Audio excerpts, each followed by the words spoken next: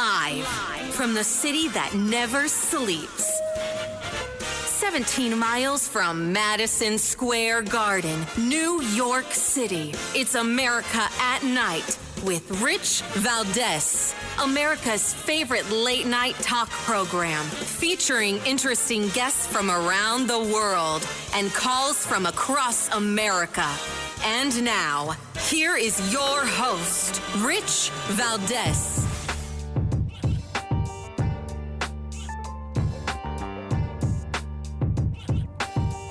Hi there, good evening, and what's up, America? I am Rich Valdez, Valdez with an S, at Rich Valdez on all of the social media, your liberty-loving Latino amigo. Happy to be with you this Monday night. And our phone number, if you want to join us, here's the number, 833-482-5337, 833-4-VALDEZ. The phone lines are open. Looking forward to chatting with you guys.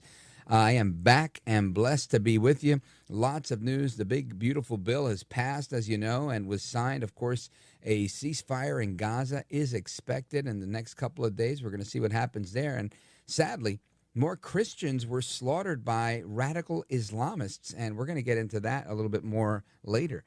There were these deadly floods in Texas. Man, these little girls that are still missing, 27 dead as a result. And, of course, our prayers are with all of those people. And P. Diddy off the hook on almost every charge except for the prostitution charges. We're going to weigh in on that in a little bit. Also, Elon Musk announcing a new political party, a third party that he is proposing called the American Party. Now, President Trump blasted him on Truth Social and then said this. Check this out. Elon Musk starting a third party. I think it's ridiculous to start a third party. We have a tremendous success with the Republican Party. The Democrats have lost their way, but it's always been a two-party system. And I think starting a third party just adds to confusion. It really seems to have been developed for two parties. Third parties have never worked. So he can have fun with it, but I think it's ridiculous. So Trump again reiterating he thinks it's ridiculous and that third parties don't work in our system. And he's obviously accurate looking at our system historically. Now, yesterday, Elon Musk tweeted asking where he should host the launch of his new political party. Well, I say, if you're going to do it in New York City, of course. Why? Well, the race for New York City mayor is going to be one of the most watched elections of 2025, right? Ultimately, it's communism versus capitalism. That's what's on the ballot. And if we look at cities like London and some others, some might argue that the future of Christianity in New York City is also on the ballot. And when you have a radical Islamist sympathizing leftist, Zohran Mamdani, running to turn New York City into Venezuela, you know that's going to attract a lot of eyeballs. Now, Mamdani is an Islamist terrorist sympathizer. This is his choice, right? Not a label I'm giving him. He said that he supports, right, these 5 terrorists. And I believe New York City is going to reject him. His fake accent, the British accent, the other accent, the I was born in Uganda accent, all of it. He's a phony New Yorker with a fraudulent plan for a government takeover of bodegas and private property in New York City. He's as communist as all of his post-Giuliani predecessors, right? And I'm talking about all of them. You name it. Bill de Blasio, another communist that went on vacations with, back then when Fidel Castro was in Cuba, he did his honeymoon in Cuba. Kind of like the Bernie Sanders type, right? Bernie Sanders took his vacation, I think his honeymoon in Russia. Right now you could say, one likes the Caribbean, the other one likes Europe. Well, you could say that, but I think there's more to it than that. And speaking of more to it, I want to make something very clear, at least from my perspective and for anybody listening to me so that I'm not mistaken for anything. I believe it's a mistake. It's a misstep. It's not the right thing to do to align yourself with Eric Adams. I've heard some on my side of the aisle, the MAGA people, saying that Curtis Sliwa should get out of the race because it's the right thing to do. So The Republican, the only Republican in the race, should get out of the race so that Republicans can get behind a Democrat. This would be the equivalent of saying, look, we don't want Bernie Sanders to win, so don't vote for Trump. I want you to vote for Hillary Clinton. I mean, that's insanity, right? That's, in effect, what some MAGA people are saying, right? Because they're saying the same thing that they said about Trump back in 2015, 2016. They said, oh, Trump doesn't have a path to win. There's no way he's going to win. He can't win. So he should do the right thing and step aside, right? That's what they said. I think all of you remember that. Now they're saying the same thing about Curtis Sliwa. It's the 7th of July. And people are already counting him out of the race, counting the Republican out of the race. Let me remind you of who Eric Adams actually is. It was on Eric Adams' watch that a woman was set on fire on the subway. It was on Eric Adams' watch that his choice for police chief, Edward Caban, was arrested and removed because it was alleged that he was corrupt. It was on Adams' watch that the Roosevelt Hotel became a hub for illegal immigrants right in New York City and the headquarters for Tren de Aragua gang recruitment. It's on Eric Adams' watch that we continue to see New Yorkers doing exactly what they did when Bill de Blasio was mayor. The truth is, Eric Adams is no different from Bill de Blasio or Zohran Mamdani, perhaps maybe by faith or race, but their politics are all the same. Adams is one disaster after the next disaster. Look at this one. I was reading an article. Homeless kids in New York City last year grew by 39%. That happened on Adams' watch in 2024. You ask me if people are leaving New York City in droves to go to Florida. Yes, they are. That's happening right now on Adams' watch. He didn't stop the bleeding that started during COVID. No change from his predecessor. None. Now we continue. Let's see. Oh, what about the no-bid $1 million contracts for migrant shelters where they enrolled illegals in health care plans they weren't eligible for? Oh, sound familiar? It sounds like that's something that President Trump just tried to fix. A bunch of 1.4 or some godforsaken number of illegal aliens that were on Medicaid. Well, Adams was helping this to happen, creating this problem. And the company that he hired to do it, a company called DocGo, they were investigated because they'd never provided these services before. Yet he hired them to handle the migrant shelters. And you're talking about 292 migrant shelters in New York City. Now, by the way, Adams's office, his term in office, it's run concurrently with Joe Biden's. Matter of fact, he called himself the Biden of Brooklyn.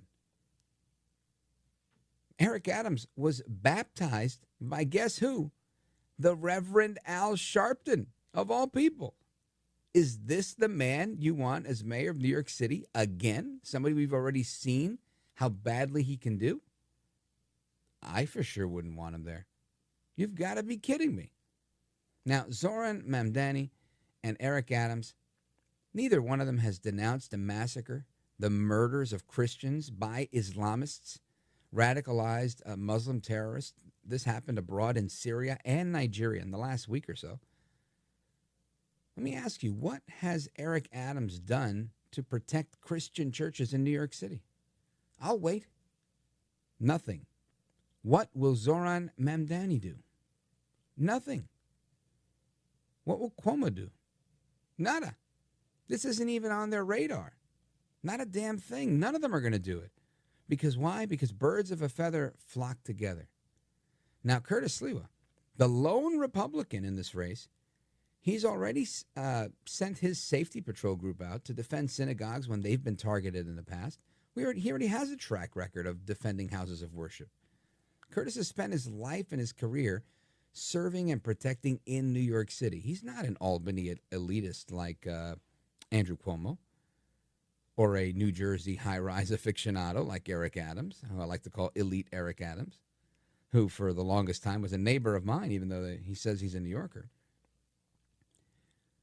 And last but not least, the Hamas-sympathizing communist plant like Zohran Mamdani. Curtis is a kid from Canarsie, Brooklyn, who was an altar server, a professional broadcaster, and the head of a global safety patrol group known as the Guardian Angels. And amigos, that's exactly what New York City needs right now, a guardian angel. Don't go anywhere. This is America at Night with Rich Valdez.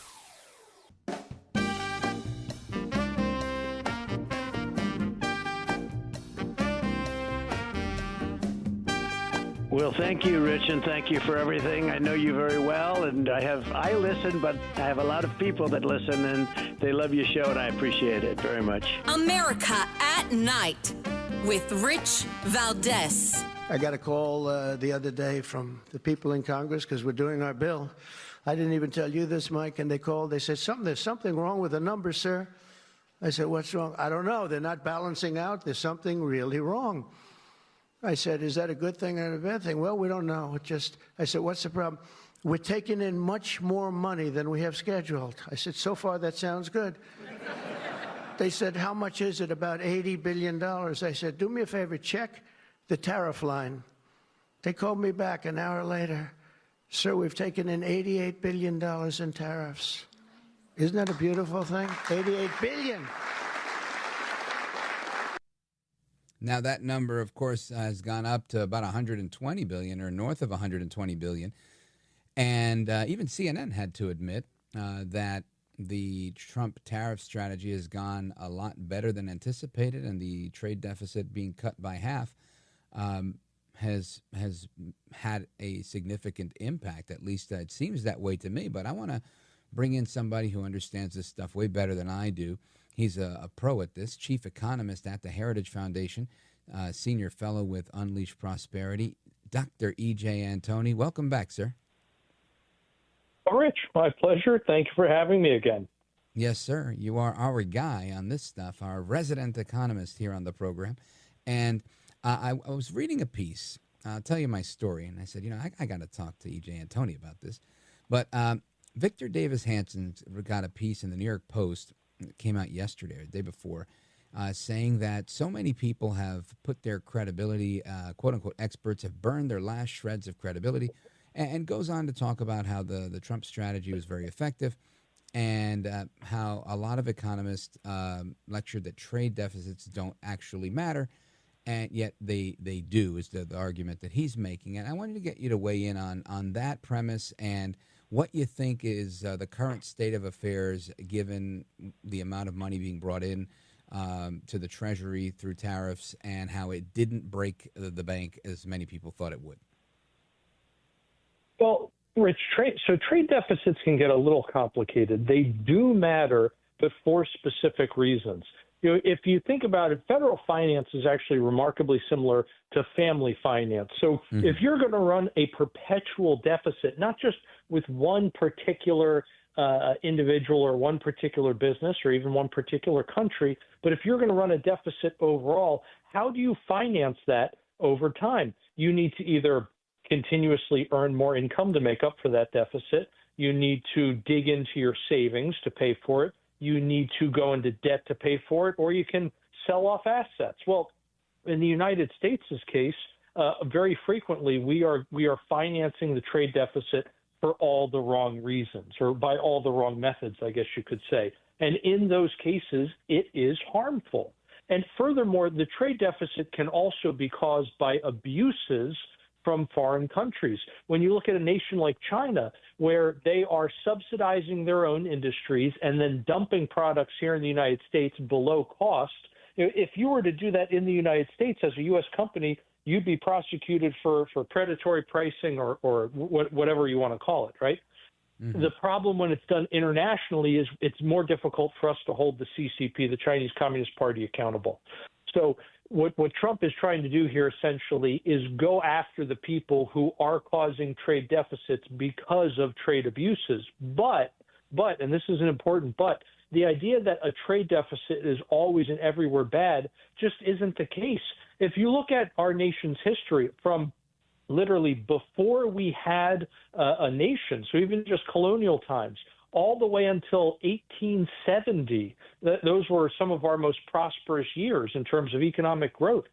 We had a trade deficit for all but 7 years. 4 of them was when we were at war with the British. 2 were during the Revolutionary War, and 2 were during the War of 1812. The other 3 years were times when we had banking panics and Americans were so poor we just couldn't afford imports from abroad.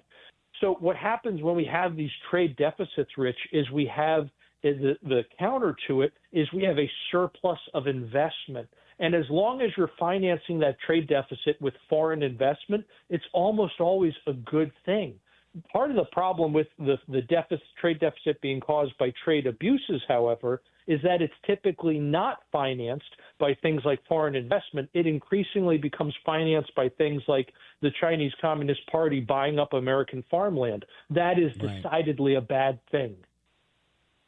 Now, E.J. Antoni, I think the argument here, at least from what I'm gathering, is not so much about are they good or bad, but more so the fact that it's been reduced by nearly half and the Treasury receipts have gone up.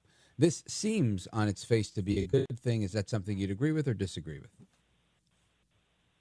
Oh, I think it's great when we have tariff revenue coming in, because the more we're relying on import duties as opposed to something like income taxes, the more we are actually helping to shift the tax burden overseas. Because essentially what happens, Rich, is when you impose a tariff, some of that is going to be paid by American consumers, but some of it is also going to be paid by foreign producers. And exactly what the ratio there is depends on a lot of different factors, what we economists like to call elasticities.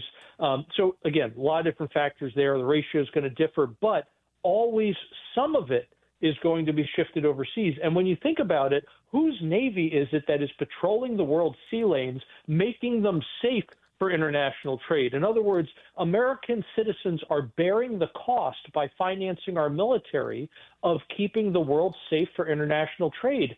So why shouldn't the rest of the world help pay for that expense? Yeah, makes sense to me. Folks, we're on with E.J. Antoni from the Heritage Foundation. And again, I wanted to get your take on this because I see lots of positive news with respect to what's going on in the news with respect to the economy. And then, you get some critical reports. And as of late, it seems like even CNN and the other critical outlets that are out there seem to be bending on Trump and his policy, saying, you know what, I think we might have been wrong on this, or I think, Trump is surprising us here. Is this the same assessment that you're getting, when you're discussing what's happening with the United States economy? I think so, Rich. I think that's fair. And actually, I will say, even from my own perspective, I know this is anecdotal, but I expected Trump to turn things around. Not this quickly, though. I did not think, for example, we were going to have inflation running as cool as it has been since January. I thought it was going to take Trump, a little bit longer to get things under control. I thought it was going to take him a little bit longer to get import duty revenue up as fast as it has gone up. So he really has exceeded my expectations, that's for sure. And all of the naysayers who were predicting disaster, he's just stand by right there, E.J. Antoni. Wrong. We're coming right back with E.J. Antoni from the Heritage Foundation. We're going to talk about jobs and everything else in the economy. Don't go anywhere. I'm Rich Valdez.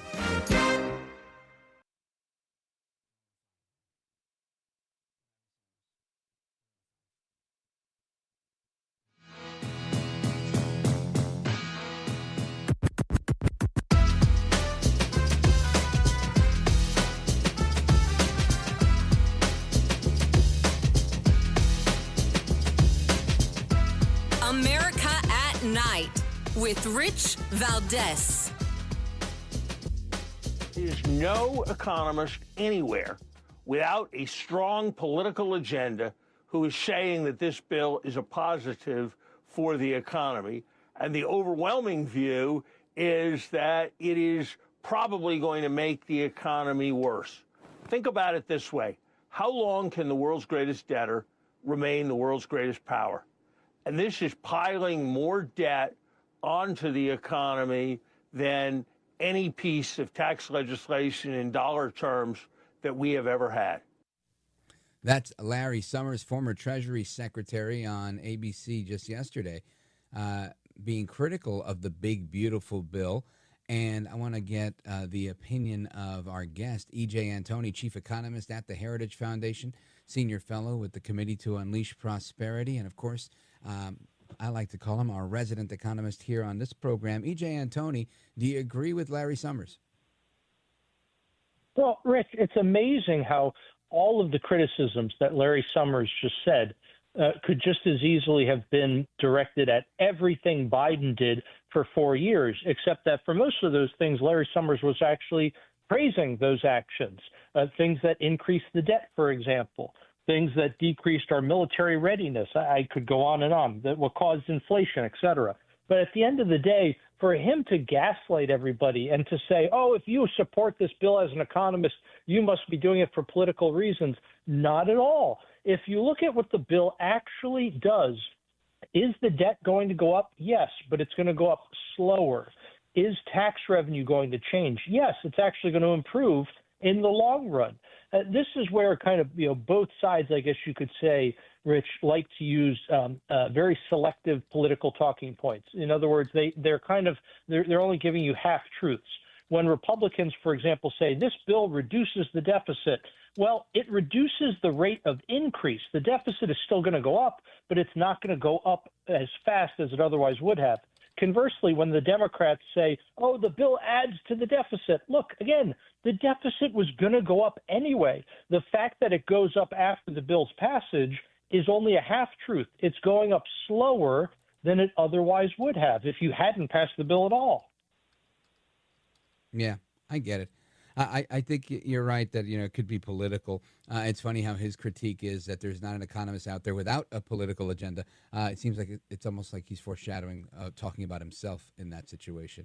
Now, the overall premise here, though, is that the big, beautiful bill, he went on to say the big, beautiful bill would be 2,000 days of darkness, death for America, is basically what he was saying.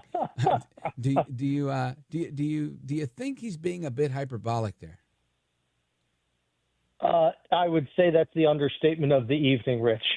Yeah. Again, it's just so laughable because the same people who told us Biden's runaway profligate spending was not going to cause inflation then told us that Trump's tariffs were going to cause runaway inflation. They were wrong on both of those counts. And now they're telling us that, 2,000 days of economic darkness or whatever hyperbolic phrase they want to use is going to be ushered in because of this bill. I mean, it's just absolute nonsense. These people are perpetually wrong and never in doubt. Yeah. Now, let's talk about jobs, right? Some people are saying jobs have taken a dip. Others are saying that the last jobs report was on target. I know in the past we've been very critical of previous jobs reports during the Biden years because they would say one number and it would turn out to be another. So what's your take on the current state of affairs in the job market? So things have actually improved pretty dramatically. So the latest jobs report, it got a lot of attention, Rich, because the headline number beat expectations. Well, Right. The previous month did as well, but in the previous month, the internals of the report, frankly, were not that great. They were kind of mediocre. This report, on the other hand, had fabulous internals. In other words, it's not just the headline number that's good, but it's when you open the hood and you look at all the details, you find that things are actually even better, not the least of which is because it was the opposite of what you just mentioned, where before we continuously had really good headline jobs numbers, and then in the subsequent months, those numbers were always revised down. This time, the previous 2 months were revised up. That's just one of many really good aspects, again, of the internals of this jobs report. So we have a rally in the S&P and the NASDAQ. The Dow seems pretty healthy. Stocks overall seem well. Jobs trickling up, like you just said, adjusted upward. And tariffs, import duties seem like they're generating a fair amount of revenue. Does it seem like all systems are go? I think we're missing a critical component here that would affect the housing market and investments, like low interest rates. But is there anything else missing here? Oh, certainly. I mean, we have this giant anchor around the economy right now of the government debt, a quarter of which was added in just the last 4 years. So, this idea that we are firing on all cylinders, or that it's all systems go, whatever metaphor we want to use here, it's really not true, Rich, unfortunately. This is kind of like, again, relating federal finance to family finance. Imagine the head of the household just got a big promotion at work. They're bringing in more money than ever before, but they have a massive mortgage, tons of credit card debt. They're saddled with student loans, auto loans, et cetera. It's going to take some time to dig out of the hole that you've gotten into over the last several years. That's not to say it's impossible. It's not to say that today's position is worse than it was yesterday. Today's position is better. But you've got to recognize the fact that we're still behind the eight ball here. Yeah, still in it pretty deep. Folks, we're on with E.J. Antoni from the Heritage Foundation, chief economist there. Now, do you believe that the Jerome Powell, the current Fed chair, will relent and actually, now that we're making strides towards firing on all cylinders, do you think that he'll relent and lower interest rates, or do you think it's all political? Because it's starting to seem political to me, but that's my bias toward it. No, extremely, Rich. It seems extremely political. And I think that's because, frankly, it is political. I mean, I can give you a couple of data points here.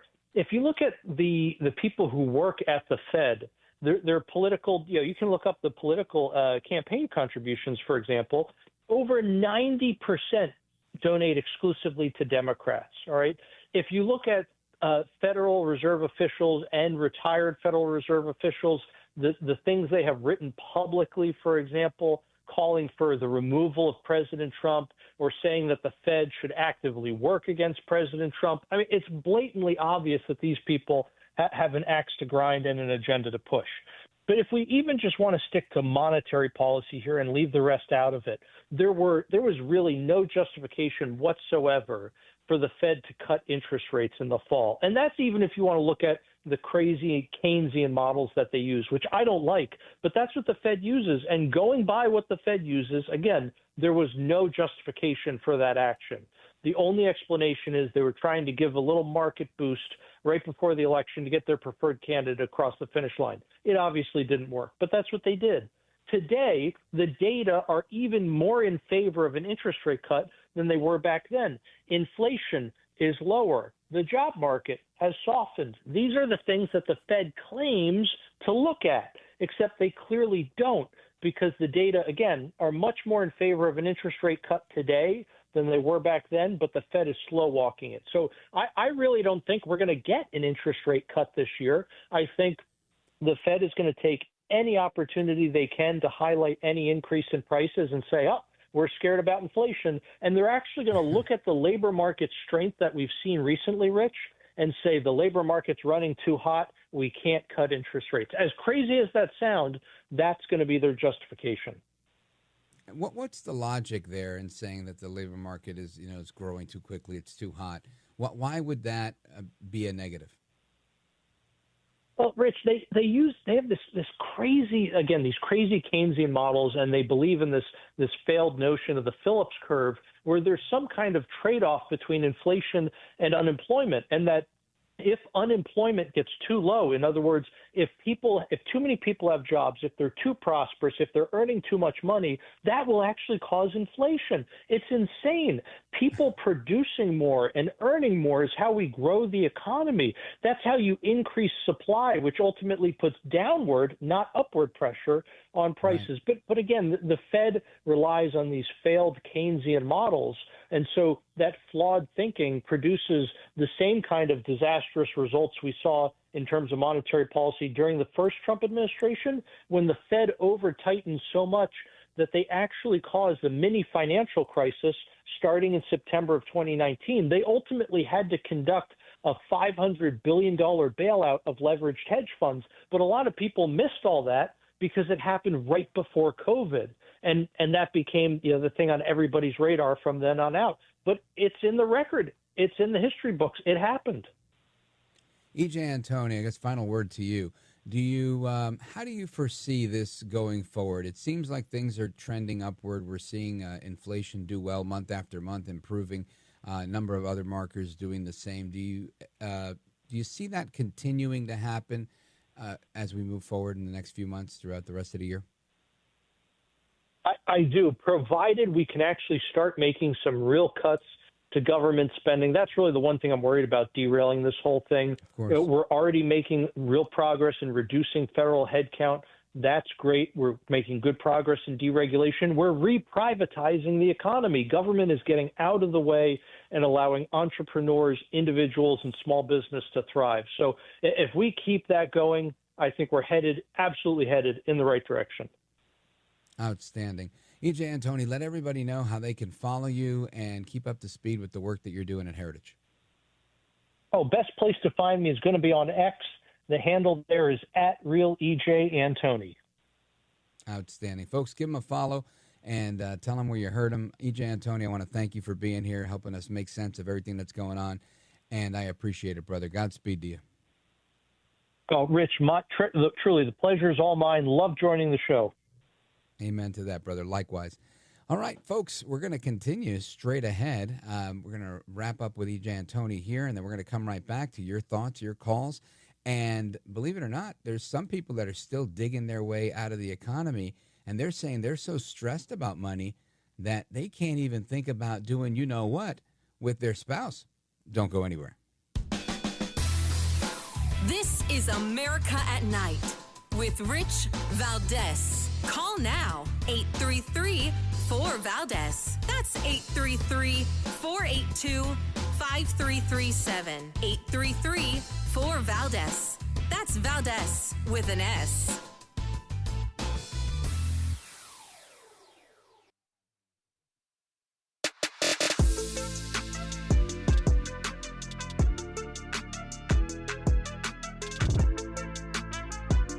Thanks for what you do. You have so many people. You ask the questions that if the viewer had a microphone, they would ask that question, and you seem to always ask it right at the right time. So God bless you, my friend. America at Night with Rich Valdez. All right, amigos, welcome back. It's Rich Valdez. Happy to be back with you guys. And, you know, I was off this last week, and I was originally scheduled to be off because I was invited by the ambassador, foreign minister Dan Ryan of the state of Israel to join them in Jerusalem. And I was honored to be a state guest of the state of Israel and meet with Ambassador Huckabee and some others in Jerusalem right before all heck broke out in the Middle East, and had to cancel those plans. I didn't have to cancel them. Actually, the airline canceled them for me. And Newsmax, who was sponsoring this, and big shout out to Chris Ruddy and the Newsmax team for including me in this fact-finding mission in Jerusalem. But it was paused, right? And we weren't aware of the date, so I was scheduled to be off, and my children were going to join me on this trip. I have 2 adult children, one who just finished college, and this was kind of like, hey, you know, congratulations.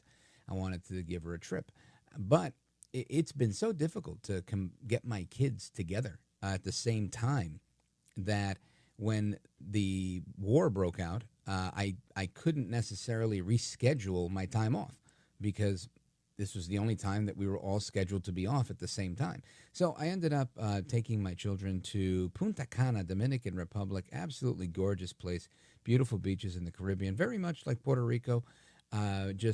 It was one of those all-inclusive resorts, which was really nice, and I do recommend it. Place I stayed at was really, really nice. Place called Lopesan, Costa Bavaro. Anyway, I say all of that to say, while I was there, I was thinking to myself, I want to retire in a place like this. And I got the idea because years ago I'd taken a cruise when the girls were small, and I remember seeing several old people on the ship, and I spoke with 1 or 2 of them, and they shared with me that they lived on the ship. They said, yeah, no, rather than go to a nursing home, I've decided to downsize and just take several cruises a year. That comes out a lot cheaper for me. And they said they pretty much live on the cruise, and for holidays, their kids join them on the cruise. And I thought, wow, what a way to enjoy your golden years constantly on a cruise. Well, lo and behold, I'm coming back from vacation, and I see this article in the New York Post, and there's an audio clip. Listen to this report. The 77-year-old retiree moved into the Villa V cruise ship 2 weeks ago and said goodbye to living on land for good. She says she's always dreamed of ocean living, but it was the cost of living that she says made the decision easy. Every month I have a maintenance fee to pay, and that is less than I was paying for rent in Laguna Woods. Lane won't say how much she paid for her own one-bedroom villa at sea, but Villa V says an interior villa like hers is priced at $129,999 for the next 15 years or the life of the ship. And talk about all-inclusive, the cruise line says a $3,000 monthly fee pays for meals, beer and wine, housekeeping, laundry, Wi-Fi, and even medical services. And not only was it affordable for me, it would actually cost me less money to live here like this, have everybody taking care of me instead of me taking care of everybody. So this woman, she moves into a cruise ship for $129K, which I think is a pretty affordable mortgage, if you will, right, for the room, and or cost of living expense there, plus $3,000 in food and whatnot, all you could eat, all you could drink type of thing. So less than $4,000 a month for sure, and she's on a cruise ship with all those 5-star amenities. I think that's not a bad plan at all. Honestly, if I was independently wealthy or retired, I would, I think I'd venture to say I think I would enjoy something like that. What would you, right? Would you retire on a cruise ship because it's too expensive to live in California, but it might be cheaper to live on a cruise ship? I want to know. Give me a call, 833-482-5337, 833-4-VALDEZ. This is America at Night with Rich Valdez. All right, amigos, welcome back. And there was something else I wanted to share with you, right? I saw this article here, and it was very, very interesting, right? Talk about how a quarter of Americans, this is in the New York Post, a quarter of Americans are now too stressed about money to have sex. That's according to the survey here. And I don't know if this is real or not, but it says it's a recession in affection. There's no recession right now, folks. Money problems used to just ruin weekends and credit scores. Now they're ruining date nights, libido, and long-term relationships, according to a recent Zip Health survey. 1 in 4 Americans, actually 26%, say they're too stressed about money to even have sex. Financial issues are becoming foreplay's biggest mood killer. This is crazy. I find this hard to believe. Economic uncertainty is no longer just showing up in bank statements. It's sneaking under the sheets. Financial pressures reshaping how we relate and how we procreate. This is a very tongue-in-cheek article. 73% of renters feel burdened by the cost of living, and nearly half of their spending is going into housing. 50% of their income going to housing. So there's not much left for dinner and flowers, according to the HUD Housing Network. Well, I don't know. I'm going to get your opinions on this throughout the evening. If this is actually the case. To me, it sounds a little fake, phony, and fraud, or if anything, at least a little embellished. But amigos, stick with me. We're going to talk more about the reality of this candidate in New York City, Zohran Mamdani. We're going to talk about the latest on what's going on politically in Washington, D.C., and of course, what happened with the Diddy trial, the murder of Christians abroad, and so much more. So keep it locked right here, folks. Don't go anywhere. It's Rich Valdez. I'm live with you all night, and I'm happy to be back. Don't go anywhere.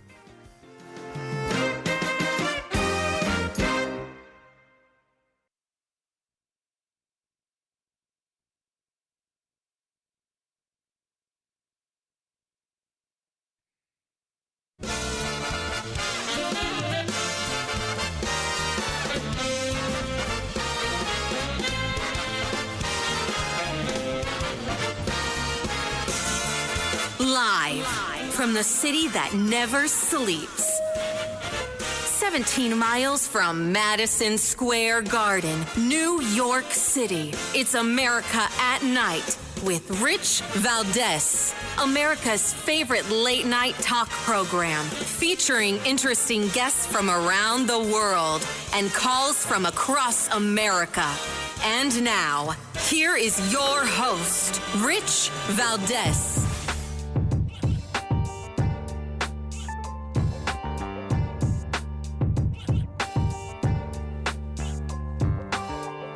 Hi there, good evening, and what's up, America? I am Rich Valdez, Valdez with an S, at Rich Valdez on all of the social media. Welcome to the program. It's Monday night. We're live and national, 7 minutes past the top of the hour. It is an honor and a privilege to be here with you on the mic.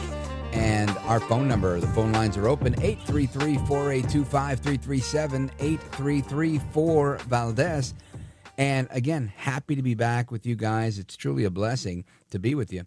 And we're working our way through the news. There's a lot of news stuff I'm catching up on because I was off for the last few days. But the big, beautiful bill has passed. And, of course, that was signed, and now we're dealing with the fallout. Everybody's freaking out about the big, beautiful bill. You've got economists on the left saying how bad of a deal it is. You've got economists on the right pointing out how good the bill actually is and how well the economy is progressing right now. So we're going to keep you posted on that stuff. We also have Benjamin Netanyahu and President Trump just wrapping up dinner at the White House as we speak. I'm in the Eastern time zone right now. It's 8 minutes after 10 p.m., again with Trump and Netanyahu, the prime minister and the president, wrapping up dinner. And Netanyahu alluded to a little bit of his interest in nominating President Trump for a Nobel Prize, as have the heads of state from, I think it was Congo and potentially Rwanda, who also agreed that this should happen. So it won't be the first time President Trump is nominated for a Nobel Peace Prize, but it might be the first time he wins one. Let's see if he can persuade the committee. I think he can, but there's a few things I want to talk about, and I'm gonna talk about this particular issue ad nauseum. Some of you may not like it. Some of you might be on vacation, so you may not notice. But I am going to talk about the New York City mayoral race until it's over, because this, in my opinion, is a litmus for America. You know, they always say, as goes New York, goes the rest of the country. It's the same for California, right, when they're pushing left-wing policies. And in reality, New Jersey, right? These three places are leftist experiments that either pass or fail, but this is where they push every agenda. They experiment in New York and California and, of course, New Jersey, which is like a sixth borough of New York. And voila, if they like the way it works, they make it law. And then you'll see it happening out on the West Coast and vice versa. So the conversation, or say the topic of conversation in the White House tonight between the Prime Minister and the President is peace in the Middle East, the idea of a ceasefire in Gaza. And one is expected. What it looks like, I don't know. So far, I think Iran has behaved. I think the Houthis stepped out of line, which is an Iran proxy. They got blasted. So I think people are tired of fighting. I think people are tired of hearing about war. There's a lot of war fatigue, and I'm hopeful that this will bring people to the table. And the Pope,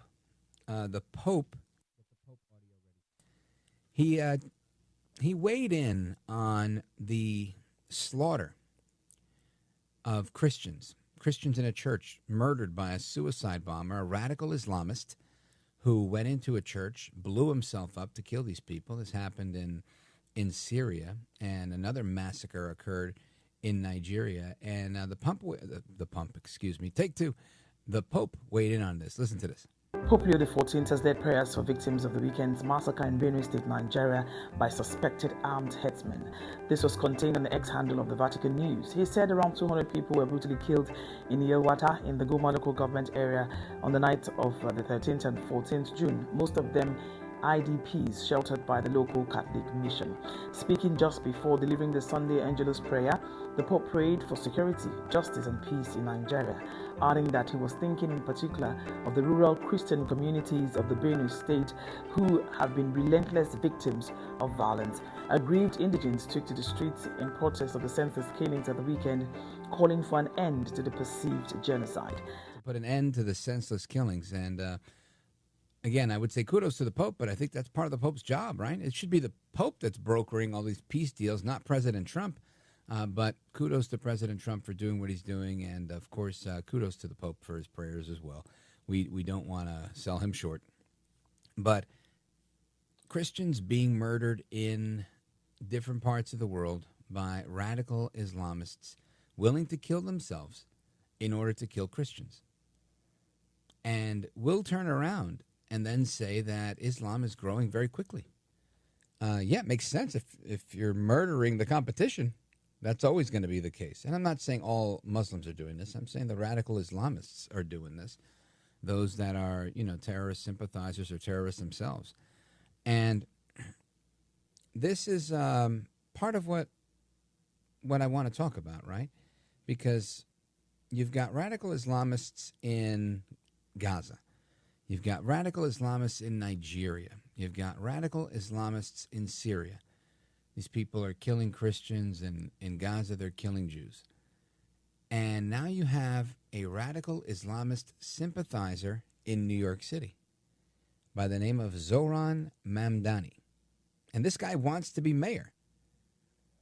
And I have to say, this is a bad idea, right? Mamdani is a terrorist sympathizer. I believe New York City will squarely reject them. I really do. I can tell you today that it's my belief as somebody, I was born in Brooklyn, New York, lived there until I was 12, and I'm there all the time. I was there today. We do so much of our broadcasting from there. I can tell you this. New Yorkers are very sensitive to the attack that occurred on 9/11 in 2001. It was not something that is it is not something that is an afterthought. And it's going to take a lot for somebody who supports these 5 terrorists that he himself claims to support, right? He is a self-professed terrorist sympathizer. It's not me giving him that title. It's Mr. Mamdani himself that gives himself that title. And I don't think New Yorkers are going to take this lying down. He made a call to all Muslims in New York saying there's 1 million Muslims in New York City, and that if they rallied together, he'd win in a landslide. And I would submit to you, there's probably 3 times as many Christians in New York City, and if they rallied together, it would be a landslide. Elections don't necessarily work that way, but it seems like he's trying to make the election work that way. And if people follow suit, I think he's going to be unpleasantly surprised. Because I think a lot of people see through him, right? New Yorkers are thick-skinned people that are looking for authenticity. And his fake accent, that British accent that he uses, or that Ugandan accent that he's been using, it's phony. He's a phony New Yorker with a fake accent trying to push this government takeover of bodegas and private property in New York City, and I don't think it's going to fly. He's literally as communist as the last 2 Democrats to hold office there, Eric Adams and Bill de Blasio. That's just look at their record, just look at their policies. Some of his policies might be a little more radical because he can't even enact those, right? As mayor, these are things he can't even do. These are big, lofty ideas because I don't think he understands what the job of mayor entails. But when you look at Bill de Blasio, who is very, very left-wing, these guys are all birds of a feather, in my opinion. And I don't think anybody should be fooled into supporting Eric Adams. Eric Adams is no bueno, bad news. Just remember, everything that we saw with immigration happening, these flights coming in the middle of the night, the woman getting set on fire by an illegal immigrant, the Roosevelt Hotel going from a prestigious place to being a migrant shelter, all of these things happened under his watch. His police chief being arrested and charged with corruption charges. This is who he chose, right? These are testaments to his judgment, Eric Adams. Not good judgment at all.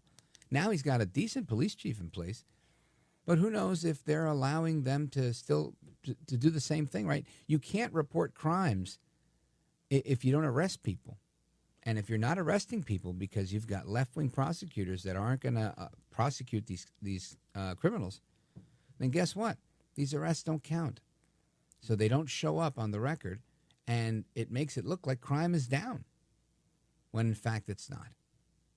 So we're going to get into a bunch of those things with Mamdani and everything else. New York City being the hub for recruitment for Tren de Aragua, the transnational criminal enterprise that comes from Venezuela. And all of these things that occurred on Adams' watch, people getting shot in Times Square on Adams' watch, people dying in Rikers Island on Adams' watch. He was tasked with closing this place.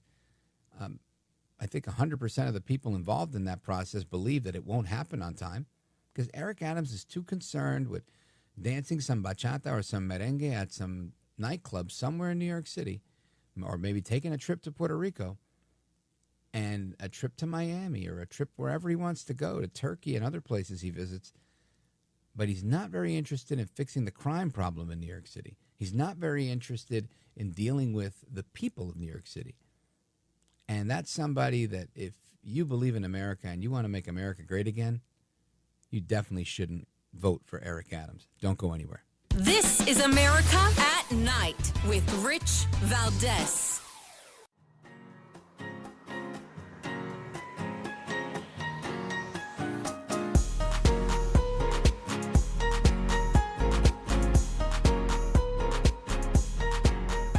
By the way, your ratings are up. Congratulations. I had somebody. It's always nice to check. I like to see, even if they're friends, I like to see how are they doing. Are people listening, right? That's but right. You're doing great. America at Night with Rich Valdez. Well, a lot of us think that Zohran Mamdani, the Democratic nominee for mayor, is a lightweight. But that doesn't mean he's not dangerous, that his victory in the fall, should that happen, won't be terrible for New York City. Because he comes with some very pernicious heavyweight backing. That is, he is running as the selected candidate of the Democratic Socialists of America. It was their organization that put him over the top, their fundraising that was crucial to him winning, and he is obviously a believer, insofar as he believes in anything anyway, in that agenda. He's actually said in the past that he believes in seizing the means of production, which is pretty much about as Marxist as you get, not just small-scale socialism, but hardcore, quasi-communist socialism. Well beyond Bernie Sanders, beyond even AOC, who was herself a Democratic Socialist pick. That's Mark Cunningham, the editor over at the New York Post, weighing in on Zohran Mamdani. And I want to talk about Mamdani. I want to talk about the American Party by Elon Musk. I want to talk about the meeting between El Trompito and Benjamin Netanyahu. And I want to do all of that with our guest, Professor Nick Giordano, professor of political science at Suffolk County Community College in New York. He's also the host of the PAS Report podcast. And he's with us right now. Professor Nick Giordano, welcome back. How you doing, Rich? Always a pleasure to join you. My man, thank you for being with us and staying up late. So let's talk about this Mamdani. And I guess we'll start from this perspective. I think people have heard a lot about him in the last week or two or three maybe. And they now know that he's pretty radical. He's taken his campaign playbook right out of the Communist Manifesto, it seems. And that should scare plenty of people. Today I was doing a Newsmax segment, and afterwards I was talking with somebody who was out with some friends and was telling me that the person was saying, I like Mamdani. He's a good-looking guy, and I'm going to vote for him. And when they talked about, how radical his positions were, they were like, wow, I didn't know all of that. And this was a physician, right, an MD. So there's a lot of people out there, educated and not educated alike, that possess the same level of naivete when it comes to him and his radicalism. Well, I think Mamdani is the perfect example of our education system. He is a byproduct of that, going through an education system that focuses more on training activists than it does actually educating the student body. And as my colleague at Campus Reform, Zachary Marshall, the editor-in-chief, wrote, that when you look at his radical views, you have an electorate that's supporting him, and the question is why? 62% of college-educated voters voted for Mamdani. And what do we know? Well, at college campuses, we see the ideas of socialism and communism be preached. We see professors that preach leftist values. And so these educated elitists are flocking to him because they agree with the ideology. I mean, if you look at what's happened in the United States over the course of the last few years, you have the college-educated class that's supporting Hamas. They're supporting Iran. They wave foreign flags. And now they're supporting Mamdani, who is a member of the Democratic Socialists of America. Do you think 20 years ago any candidate would be able to win an election when they're a member of the Democratic Socialists of America? It would have been unthinkable. But now it's a reality because our education system has fallen so far. Yeah, well, these are excellent points you bring up because it's spot on, right? We wouldn't have all of these left-wing activists but for our education system being hijacked in many ways, both from K through 12 straight through higher ed, where you are. And that's been a problem. And now we're seeing, the chickens are coming home to roost, if you will. Now, you couple that with the stuff he talks about, right, about government-run bodegas, and one in each borough, to kind of ease it in through incrementalism. And immediately, the Bodega Association Council has, been up in arms over the weekend saying, look, this is taking jobs and opportunities away from the independent bodega owner-operators that are all over the city. And I, for one, I've never had a bodega, but I was a barber and I owned my shop when I was young. I can tell you that I wouldn't want the government, right? I could only imagine if the city was now operating barber shops. I would say I don't like that plan because I wouldn't want my tax dollars to fund my competition. Well, I mean, let's be honest here. How many people have had to deal with government and once they dealt with government, they were like, oh, that was a pleasant experience. I wish I could do that again. I mean, have you ever walked into a DMV and you can't wait till you return, or you're like, that was a miserable experience? And when we look at it from that perspective, I mean, just take education at its core, to educate, to learn, to instill knowledge, wisdom, and to instill the values, critical thinking, skills that are necessary in life. Government-run grocery stores has failed. We've seen it. We saw it in the Soviet Union. It has never succeeded, and yet here's a proposal he's putting out, and people buying into it. It's total nonsense. Yeah, total nonsense is right. Folks, we're coming right back with Professor Nick Giordano, host of the PAS Report, and me, Rich Valdez. We're going to learn more about this new America Party, President Trump's thoughts, and all of that when we return. Don't go anywhere. I'm Rich Valdez.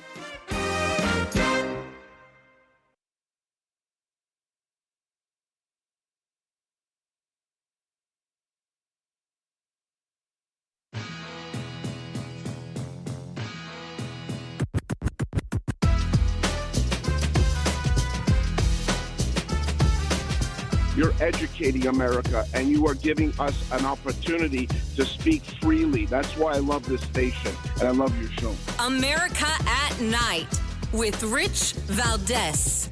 Musk lately. Doge is the monster that have... Things have not gone so well between President Donald Trump and Elon Musk lately. Doge is the monster that have that might have to go back and eat Elon. Wouldn't that be terrible? Now, in response to Trump's sweeping tax cut laws, Musk says he's forming a new political party. Musk said his American party was formed to, quote, give you back your freedom. It's unclear whether Musk has taken steps to formally create the new political party. He spent time on X taking feedback from users about the party and indicated he'd use the party to get involved in the 2026 midterm elections. Trump called Musk's proposition, quote, ridiculous, and added that having a third party would lead to confusion because the system was developed for two parties. The formation of new political parties isn't uncommon, but they typically struggle to pull any significant support away from the Republican and Democratic parties. But Musk is the world's richest man who spent at least $250 million supporting Trump in the 2024 election. He could impact the 2026 elections, determining control of Congress if he's willing to spend significant amounts of money. Musk's reignited feud with Trump could also be costly for him since his businesses rely on billions of dollars in government contracts. Things have not gone.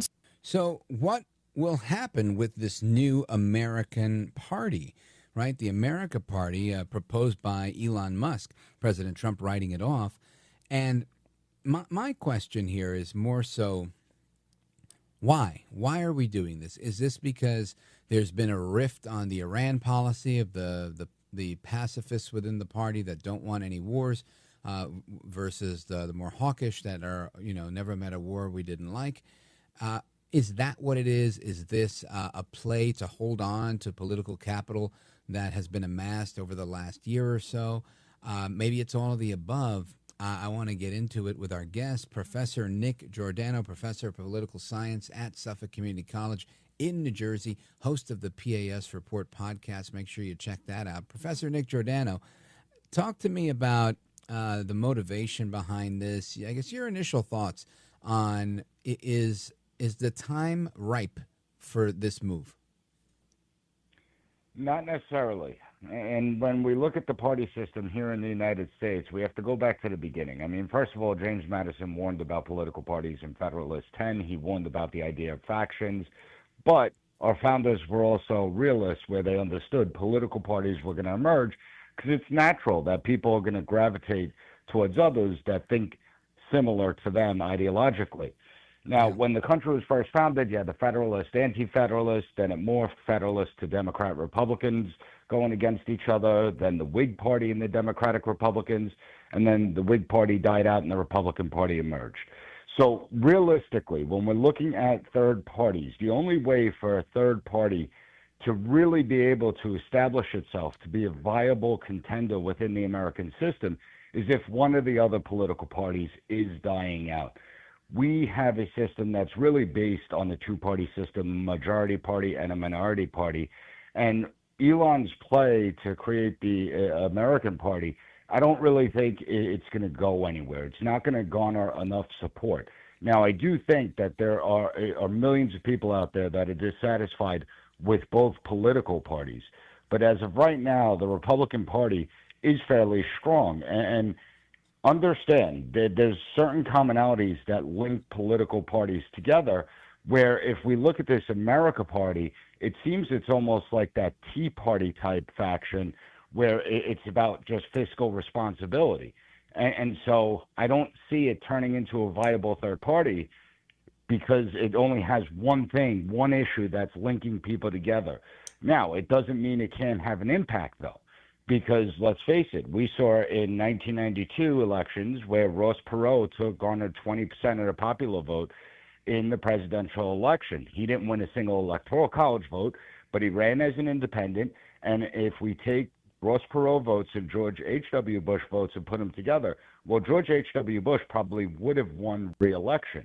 So it certainly can be impactful that way, where it splits the Republican vote and allows Democrats to become much more competitive at a time where the Democrat Party is in tatters, where you have a lot of infighting. They don't really have an identity right now. They don't understand, you still have that far left faction that's taken over the party, as we're witnessing here in New York with Mamdani. And so at a time where the Democrat Party is at its weakest, this only helps the Democrat Party. It breathes life into it. Yeah, I agree. I agree with that. And I guess, and this is me speculating with these questions, so your responses will be just speculation as well. But if if we're trying to figure out the purpose of this, right? Because I don't think that there's a quote unquote need, right? There's always been independents, undeclared folks that don't want to belong to either side, and they in large part decide elections, right, on election day. Do you think this is a play for that middle, number one, or is this more of Elon Musk just trying to maintain the political capital that he's earned, where he was a surrogate for Trump and then he was the Doge father, and maybe he wants to hold on to that power. I could only imagine what it's like to amass that type of following, the type of base, and then just let it all go to continue building spaceships. Stop it, and Rich. electric You cars. know you have that type of following. Come on now. You're on the same level. Don't be so modest over there. When we look at Elon Musk, I mean, you have to understand, we're dealing with enormous egos out there. And Elon Musk is a thinker. He is someone that thinks out of the box. He tries to do things that are uncanny. And sometimes he's successful, sometimes he's not. Sometimes he overplays his hand, sometimes he doesn't. And he's also very emotional. So is this an emotional reaction to just the big, beautiful bill and his dissatisfaction with it? And I can't answer that question. Only time is going to tell. I don't believe that he's made any real formal attempts as of yet to try and establish this America Party. He certainly has the money to do that. But how much is he really taking this seriously? I don't know, because sooner or later, I mean, listen, let's face it, egos matter. People like to be well-liked, and you don't want to be hated by all sides, and that's what will happen if he continues down this path. Now, it doesn't mean that the Republican Party or the Democrat Party is safe. As I said before, there are a lot of people that are very dissatisfied with both political parties. There are a lot of disaffected Democrats that don't want the Democrat Party move so far to the left.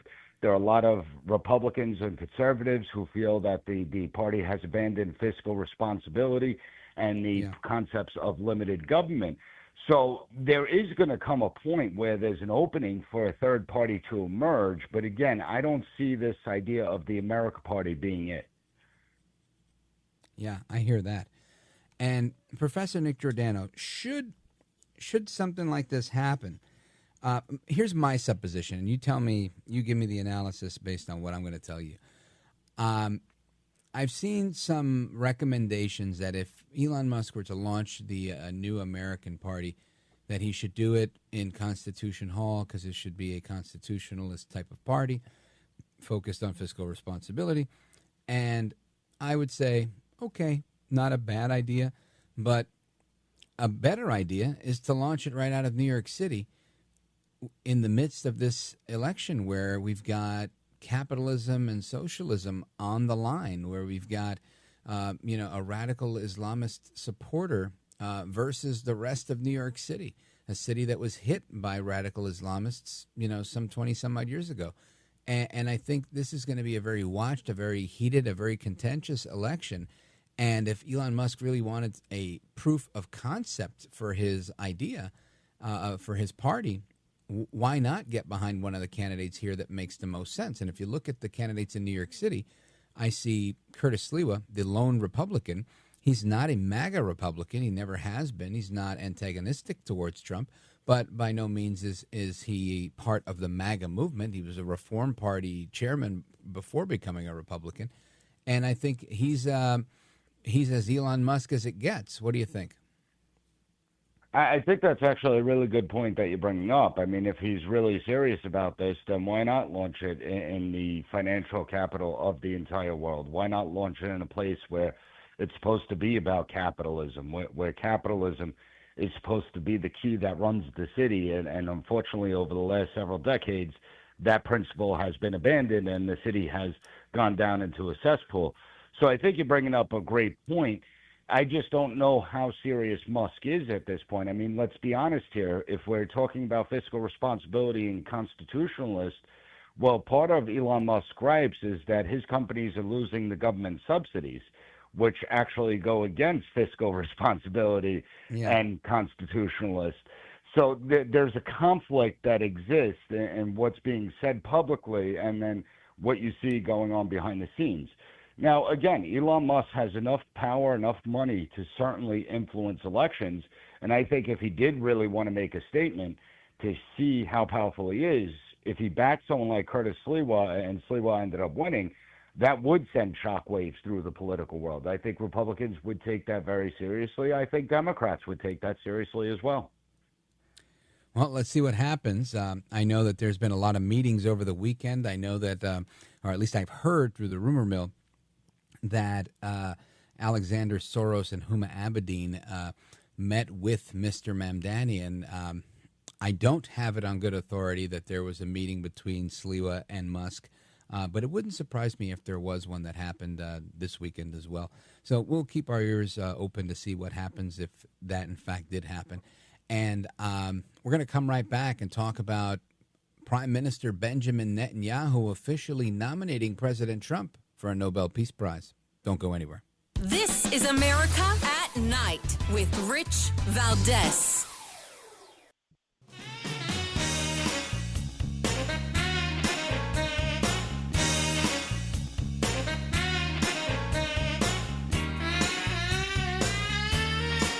People, you ask the questions that if the viewer had a microphone, they would ask that question, and you seem to always ask it right at the right time. So God bless you, my friend. America at Night with Rich Valdez.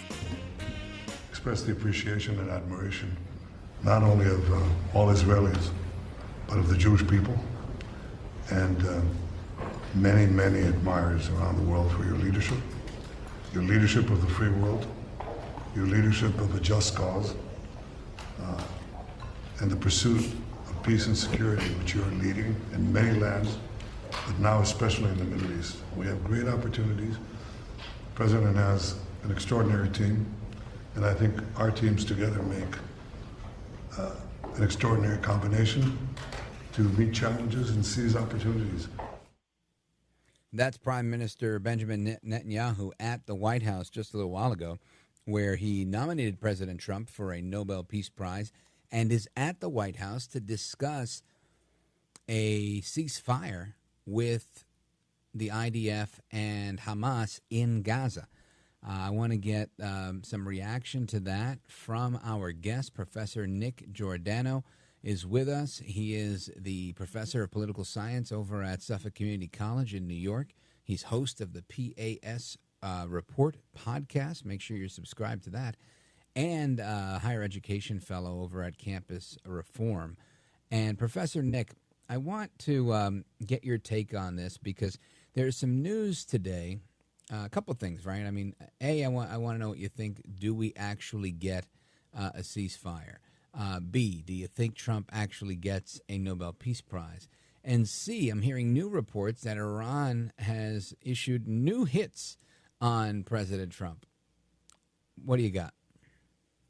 Well, I'll tell you right now, watching what's going on in the Middle East, in the first Trump administration and the second Trump administration, we're witnessing a total transformation going on right now. I mean, if you would have said, 2 years ago, Israel and Hamas would be at war, you would have seen the Arab streets in riots, people protesting and marching, people protesting at our embassies. You're not seeing any of that in places like Saudi Arabia, Qatar, Bahrain. And Trump's visit just a month or two ago was transformational, where he went to these countries and said, listen, we're not going to dictate to you how you govern, how you rule over your countries. We want peace. We want economic ties. And that's what it's going to be about. And what you've seen in the first administration with the Abraham Accords, now we're getting word that there may be a deal struck where other countries begin to join the Abraham Accords. Obviously, the biggest one that everyone's looking at is Saudi Arabia. You look at Iran's nuclear program that Trump blew up and obliterated. You look at how Arab countries are now seriously talking about intervening in Gaza, maybe like a ruling commission going on and banishing Hamas from Gaza. So it is transformational. Now, will Trump win a Nobel Peace Prize? That's a different story. Obviously, it's very political. Any president that put together the Abraham Accords prior to Trump would have gotten the Nobel Peace Prize already. But obviously, because it's Trump, he's very divisive, and so they snub him. So I'm not sure if he'll get one. But, I mean, let's be honest here. We look at what's going on in the Middle East, And while there is tension and there's conflicts, it's more stable than it's been in decades. You look at him brokering a peace between, Congo and Rwanda. You look at him brokering a ceasefire between India and Pakistan. I mean, let's be honest here. He has been able to stop conflicts. Now, obviously, Israel, Gaza, and Russia, Ukraine are the two biggest, and we'll see where that goes. But from what we're seeing, the Middle East is changing before our very eyes. Yeah, I think that's really well put.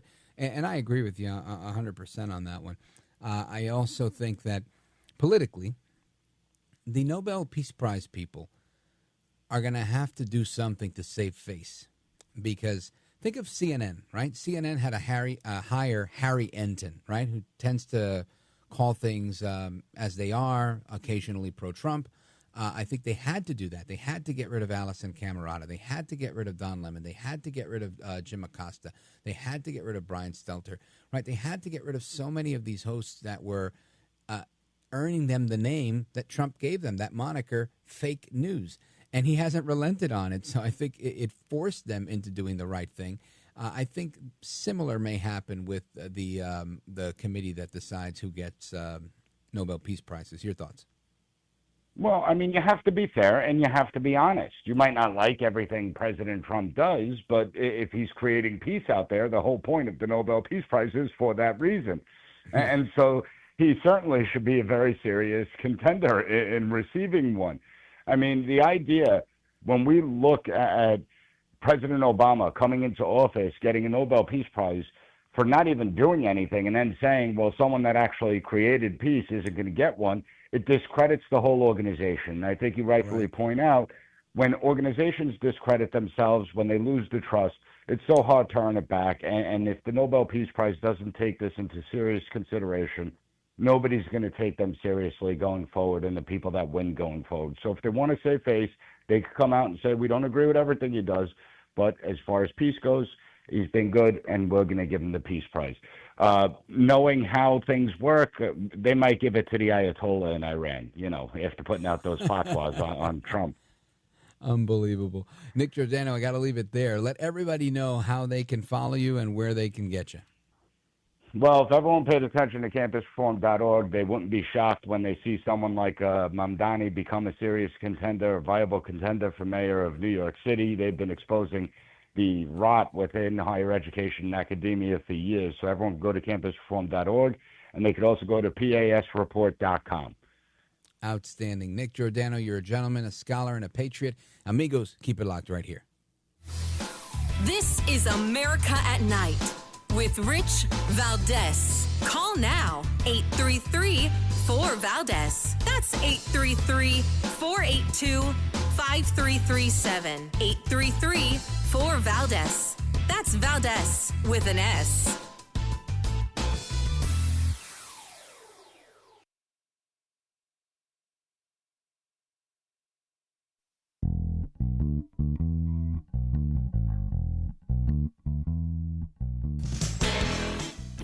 All right, amigos, welcome back. Rich Valdez keeping you company this evening, and 833-4-VALDEZ is the number. I want to go to Stephen. He's in Georgia, Hotlanta, WGKA. Go right ahead. Thank you for taking my call, Rich Valdez. How are you, hey, sir? So, I'm good, thank you. How are you? Wonderful, thank you. You don't normally do that with people. Okay. So Elon Musk thinks he can, the entire United States? How about you run New York? Run for that. Or how about a small town like Pothole Pete, right? Who couldn't even fix potholes, but yet he gained, he went up in his job prospects, didn't Right, I see what you're saying. He should start small before he tries to create a whole national political party. And I think there's some wisdom in that. But I also know this guy invented all sorts of crazy things, right? Or not invented them, but really pioneered them. Spaceships, electric cars, the Doge Committee, and so many other things. So I think he's a very capable guy, and I hope Elon Musk picks New York City and gets behind Curtis Sliwa to show us what he's really got, what the American party's all about. Amigos, don't go anywhere. It's Valdez coming right back.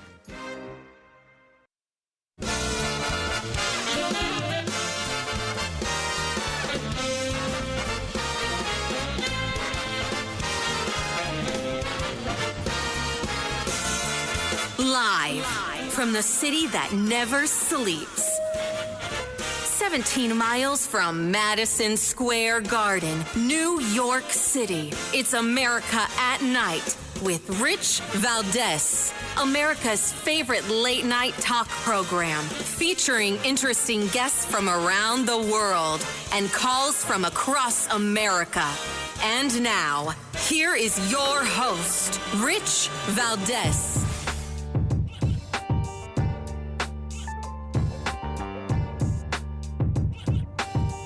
Hi there, good evening, and what's up, America? I am Rich Valdez, Valdez with an S, at Rich Valdez on all of the social media. Welcome back to another hour of the program.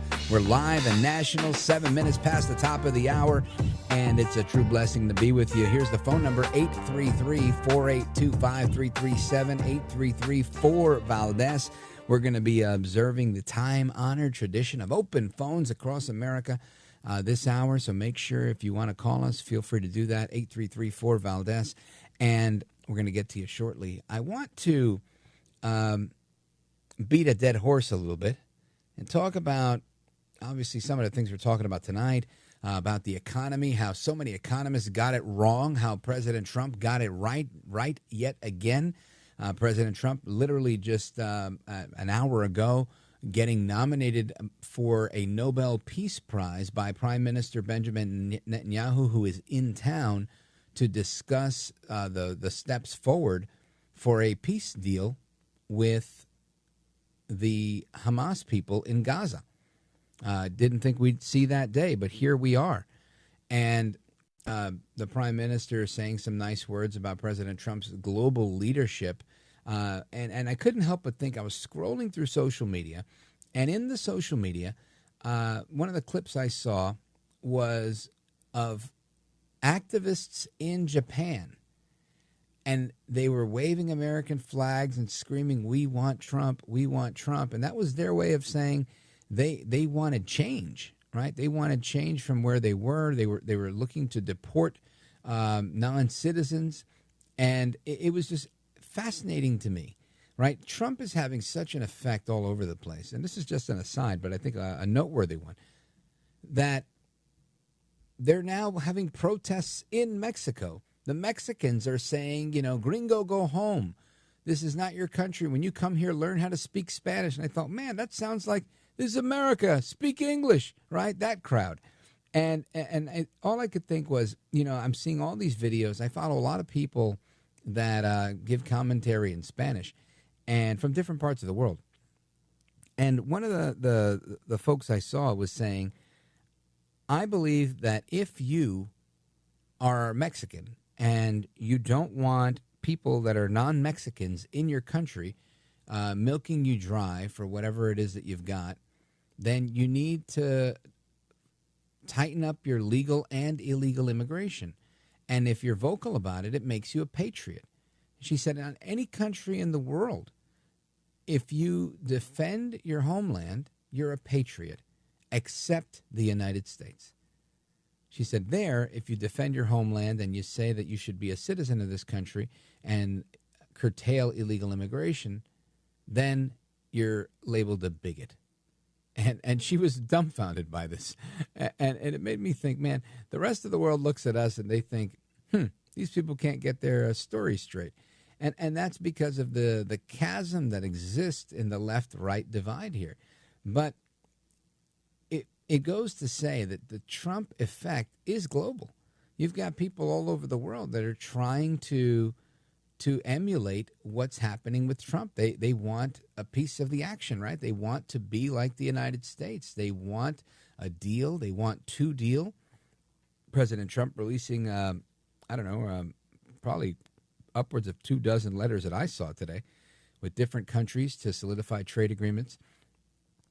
President Trump hitting the BRICS nations hard today, the BRICS, Brazil, Russia, India, China, Saudi Arabia, South Africa, those nations that want to abolish the dollar and replace it with their own currency known as BRICS. And Trump saying anybody who's from BRICS or supports BRICS is getting a 10% tariffs, right? I love that. I love that Trump is taking active steps to defend the American dollar, the U.S. dollar. I spent plenty of those when I was in Punta Cana, Dominican Republic, because they took U.S. dollars everywhere I went. And what I found interesting was that despite like other places in the Caribbean, I've been to Puerto Rico, which is the United States, and the prices in Puerto Rico are on par with, I'd say, with Manhattan, with New York City. The prices in Punta Cana were in U.S. dollars, and they were at least 30% higher than anything I'd seen in New York City or Puerto Rico. And I kept thinking to myself, why is this place so expensive? And I don't have the answer to that yet. I honestly don't, because it almost serves as a deterrent. This is, a quick aside here. But it almost serves as a deterrent, whereas why would I go back and have to wait online for customs and all that stuff in the Dominican Republic if it's going to cost me just as much to go to Puerto Rico, which is closer, and I don't have to go through customs. So when I figure it out, I'll let you know. But I want to take a moment to continue to beat the horse that I've been beating, which is Zohran Mamdani, and I'm going to call him his henchman or his partner in crime, Elite Eric Adams, because we've heard that Mr. Mamdani is a Islamist terrorist sympathizer, and we heard that from Mr. Mamdani himself, saying that he supports these 5 Islamists that called for the intifada, and he will not call for the intifada to be canceled. He won't speak out against it, right? For all intent and purpose, he's for it. I mean, these are his words. This is a man who, every time you see a different video of him, he has a different accent. This is not someone that can be trusted. He's a fake, he's a phony, he's a fraud, in my opinion. His ideas are as communistic as they are silly about government-run bodegas, government-run everything, free bus, free this and free that. And I just want to reiterate, it is a mistake to go with the socialist light Eric Adams and ask the Republican to exit the race. I mean, if we're asking anybody to exit the race, why wouldn't we ask the guy that's literally sitting in City Hall? Eric Adams is currently the mayor of New York City. Such a weak mayor that he's unable to secure the line from his own party. He couldn't even win the Democrat nomination, and he's literally mayor. What does that tell you? The Democrats don't want him, so all of a sudden Republicans should? It's insane. It's the equivalent of saying I don't want Bernie Sanders to win, so we have to go all in with Hillary. That is one of the dumbest things I've ever heard. Supporting Mamdani over Curtis Sliwa is the dumbest thing I've ever heard. And putting any support behind Eric Adams, who literally is, I don't know, racking up the points, right, of how badly his administration has run, from a woman being set on fire alive in a subway, the guy sticking around to watch her burn. Why? Because he's an illegal immigrant that was likely at some point recruited or passed by the Roosevelt Hotel, turning one of the many hotels in New York City into some of the worst places in America. Dangerous places where they're recruiting for some of the most dangerous gangs. That's Eric Adams. He's done all this. And yet all of a sudden he's now the darling of MAGA because he owes Trump a favor. And I'm not blaming this on Trump. I'm just saying he's ingratiated himself to anybody who will help, anybody who will throw him an olive branch. But that doesn't mean that we can expect anything new or better from him. We already know what we can expect from him. Failed leadership, party time all night long. And listen, nobody loves a good party better than I do. But I'm not running for mayor of New York City. He is a disaster, an absolute disaster. Youth homelessness rates have increased by more than 30% just last year. You want to talk about bringing Adams in again? There is truly one choice here, and that's Curtis Sliwa, crime fighter, broadcaster, real New Yorker, and the lone Republican in the race. Anyway, I want to talk about Diddy. because apparently there was a standing ovation in the courtroom when Diddy won his case. I also saw the people that were parading around with bottles of baby oil outside the court, absolutely ecstatic and elated that he had been acquitted on most of the charges and only faced one guilty conviction on the prostitution charge. And he was denied bail for that, so I don't know how much more time he's going to do. But I want to get some insight and analysis from somebody who served in the Department of Justice, who's been a lawyer probably around as long as I've been around. And we're going to do that straight ahead. Keep it locked right here. This is America at Night with Rich Valdez.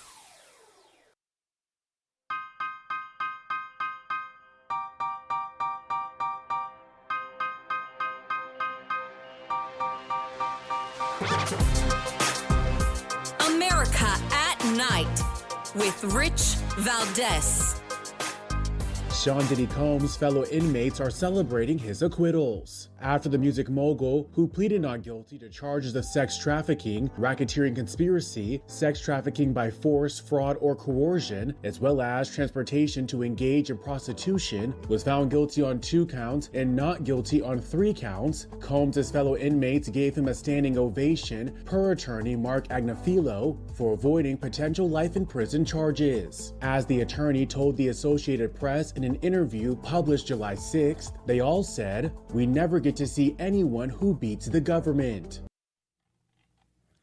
All right, amigos. What number is it? Welcome back.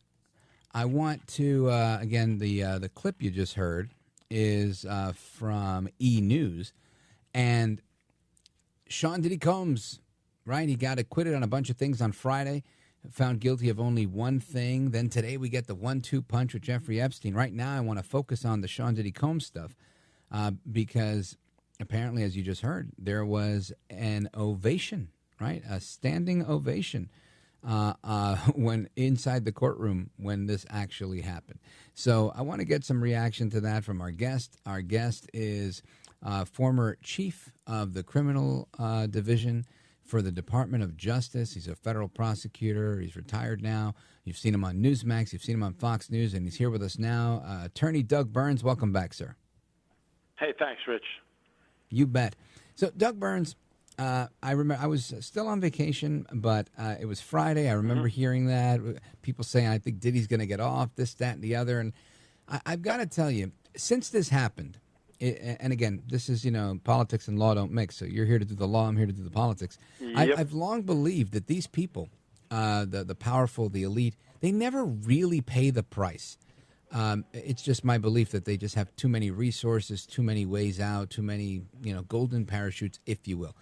And I think we saw that here. Now, this might have been a situation where Sean Combs was overcharged because they thought he did these things, and maybe he had done them, but they didn't build a strong case. So I want you to help us understand why this happened.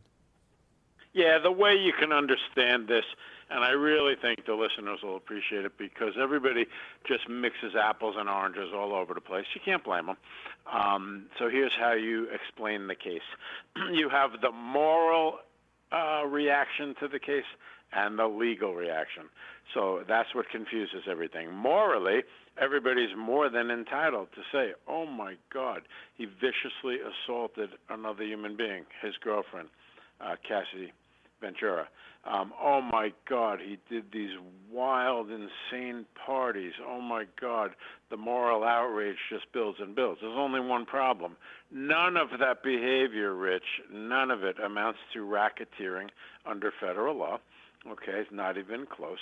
And again, we're in an environment where people can say, oh, my God, how could Doug Burns be defending this guy? Who said I'm defending him? I'm simply explaining that what he did is not racketeering, okay? They overcharged him. They went way over the ski tips. They couldn't help themselves. Human nature and glory-seeking and fame-seeking just, overcame their reason. I'm very, very, very proud to say that if I were sitting in the conference room prior to charging the case in the Eastern District of New York, we would calmly say, look, this is what we're going to charge him with. We're going to charge him with prostitution. And there are a number of other charges that they could have brought without getting all over the ski tips with respect to RICO, racketeering. RICO is essentially reserved for organized crime. But you can apply it, by the way, in fairness, you can apply it to somebody who's not in organized crime, but you need an extensive criminal enterprise made up of multiple people with the objectives to do all kinds of specific underlying crimes called predicate offenses. And again, they just swung for the fences, they overdid it, and it badly hurt them. On sex trafficking, just to turn our attention to that, I don't feel quite as strongly. You had an ostensible argument that he engaged in some sex trafficking. And ironically, Rich, if they hadn't charged him with racketeering, they might have very well prevailed on the trafficking. Now, the good news for the prosecutors, let's be fair, is they convicted him of 2 10-year felonies, 0 to 10 each. And the bad news for Sean Combs, which everybody misses. Again, I'm not being, pompous, but again, I have serious inside baseball knowledge. I've dealt with the U.S.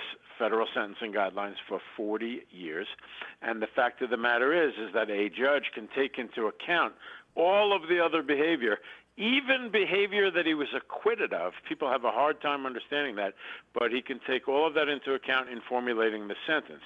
So Sean Combs is not out of the woods by any means, and he faces a fairly stiff, significant sentence. On TV, I've predicted, sort of at least 5 years of time. And again, it's a badly misunderstood case because everybody just gets all in a lather and he should be in prison for the rest of his life and all this. Now, lastly, I want to just add that I have many friends who are major league state court experts. My background's more federal, obviously, but I've tried cases in state court. But here's the point. And they all said, look, this is essentially a state case, and basically he'd get about 5 years in a state court prosecution for the vicious assault on his girlfriend and the other behavior that he engaged in. The last point I want to make is that I defended a female defendant in a Mann Act prostitution case.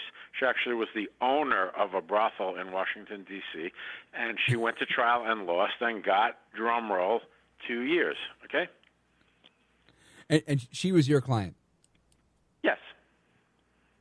So it was interesting, your Rich, goal listen to this. was to get her, not 20 years, but to get her 2. Yeah, well, if we want to get a little bit quickly in the weeds, and it's really worth doing because it's an identical parallel to the Sean Combs case. They charged her with slave labor, which was extremely serious offense, which is that as the owner, she forced the women who worked for her to remain there, and they couldn't leave, and it was forced slave labor. And the government didn't know their own tape recordings because tape recordings emerged during trial, literally, that said, the owner took us out for karaoke, we all had a great time, and the government just completely fell flat on their face on the slave labor. Standing there arguing it, oh, it's slave labor, it's slave labor. No, it wasn't.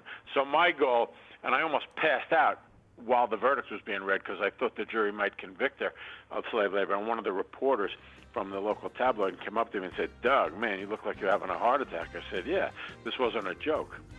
Yeah, wow. Doug, hang on right there because I want to bring this into the Jeffrey Epstein part of the news today.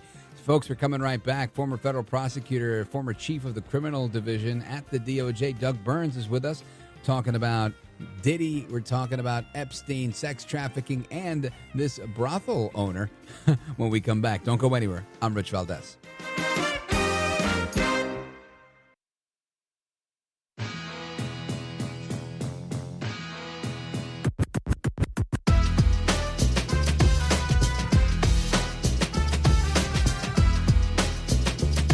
So glad to be on your show, Rich. It's just an amazing broadcast that I hope the rest of America listens to every day. America at Night with Rich Valdez. The FBI looked at the circumstances surrounding the death of Jeffrey Epstein. According to the report, this systematic review revealed no incriminating client list. So what happened to the Epstein client list that the Attorney General said she had on her desk? Well, I think if you go back and look at what the Attorney General said in that interview, which was on your network on Fox News. Got the quote. Go ahead. John Roberts said, DOJ may be releasing the list of Jeffrey Epstein's clients. Will that really happen? And she said, it's sitting on my desk right now to review. Yes, she was saying the entirety of all of the paperwork, all of the paper in relation to Jeffrey Epstein's crimes. That's what the Attorney General was referring to, and I'll let her speak for that. But again, when it comes to the FBI and the Department of Justice, they are more than committed to ensuring that bad people are put behind bars. So that, again, Peter Doocy from the Fox News Channel asking questions there, very pointed questions of White House Press Secretary. And my question here, Caroline Levitt, by the way, my question here for our guest, Doug Burns, former federal prosecutor, former chief of the criminal division at the Department of Justice. Doug Burns, it sounds like they're arguing over what Pam Bondi, the Attorney General, said regarding a client list. There's not a client list. Today's revelation is there is no client list. There is no evidence that he was blackmailing anyone, and there is no evidence of murder. That it seems like a suicide, and they released a video with a minute from the video missing. And all that being said, this flies in the face of, I think, conventional wisdom, or at least, those of us in radio land that have been saying, no way that happened, no way. Now, I could honestly go either way on this, but my gut tells me too big and too many people that are powerful are interested in making sure this doesn't go anywhere. So I don't see how it sees the light of day. But where do you weigh in on this? No, I think that's spot on, right on the money, honestly. I'm not blowing smoke at you. I mean, here's the situation. First of all, lawyers make our living with words. Pam Bondi's a lawyer, which is actually relevant to this discussion. And I like her, and I respect her. But that's besides the point. John Roberts from Fox News, his question couldn't have been clearer. Are you going to release the client list? Let's repeat that. Are you going to release the client list? It's on my desk right now. So let's just use a little analogy real quick. Was the light red, Pam Bondi? Yes, it was red. Okay. 2 months later, the light was green. And they go back and say, you said the light was red. Well, I was talking about the universe of the traffic light, which includes yellow, green, and red. I mean, come on. Give me a break here. So your point is right on the money. I read 2 or 3 books about the Epstein case. I know a lot about the case. I have a lot of my own theories about what he actually was doing to, quote unquote, make all that money. And I put that in quotes for reasons. But I don't need to get all in the weeds on that. The bottom line is there are serious questions as to whether he killed himself or was killed by somebody else. Major pathologists, Cyril Wecht, who's now gone, Michael Baden, who needs no introduction, was saying that they were troubled by a bone in his neck. And I'm no physician, Rich, the hyoid bone, and their analysis of that bone was inconsistent with suicide. Highly relevant information to the whole thing, because that's not witnesses. That's not things can be, fudged and so forth. That's scientific evidence. So I'm not saying it's conclusive. I'm saying there are serious questions about what happened to him.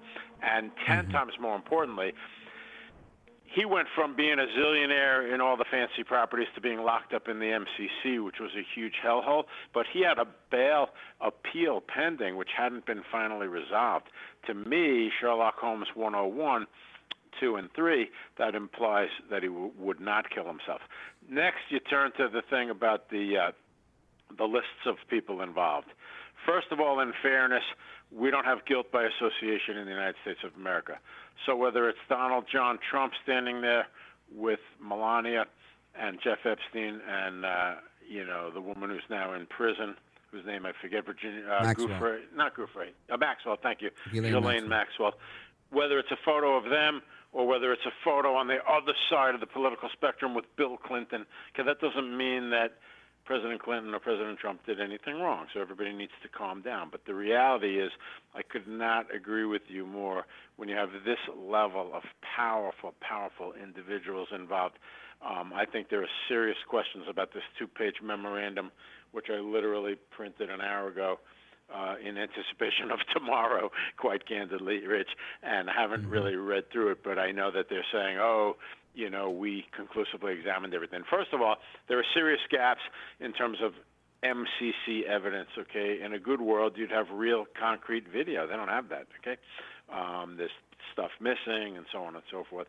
And then on the documents, there was another thing that the Attorney General said, which is problematic, quite honestly, and that is she said there are, thousands of videos with Jeff Epstein.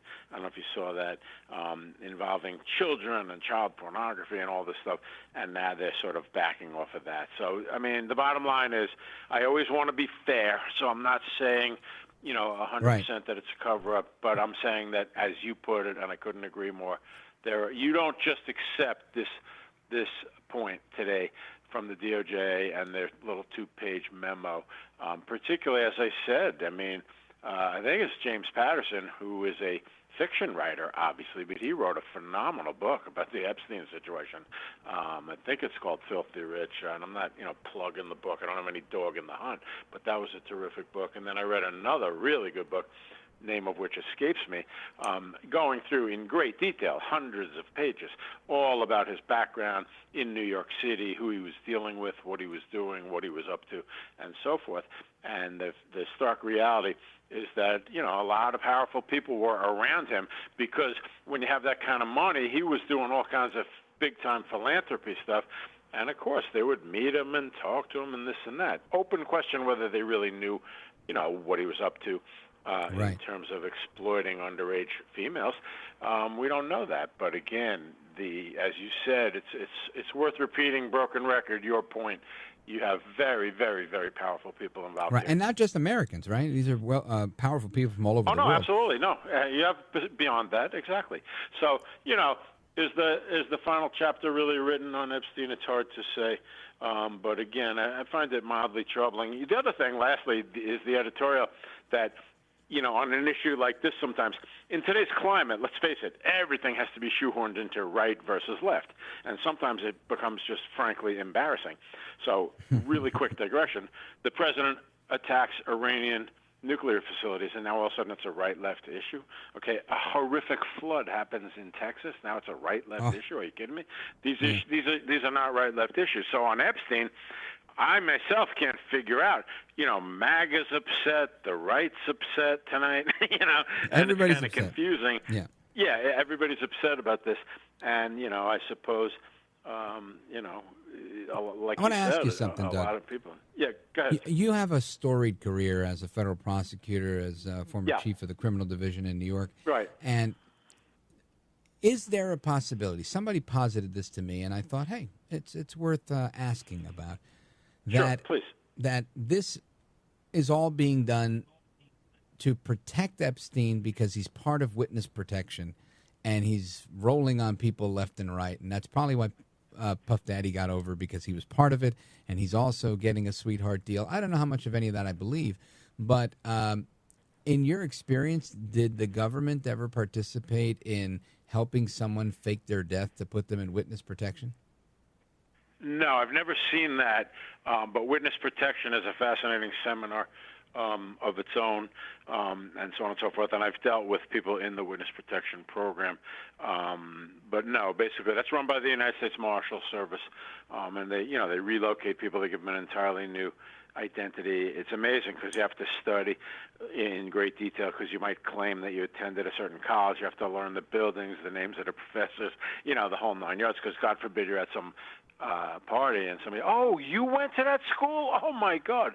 Did you have Professor Richardson? Wasn't he great? And it can get really scary and hairy quickly. But the point is, no, I don't think so. I don't believe Jeff Epstein was affiliated with WITSEC on any level whatsoever.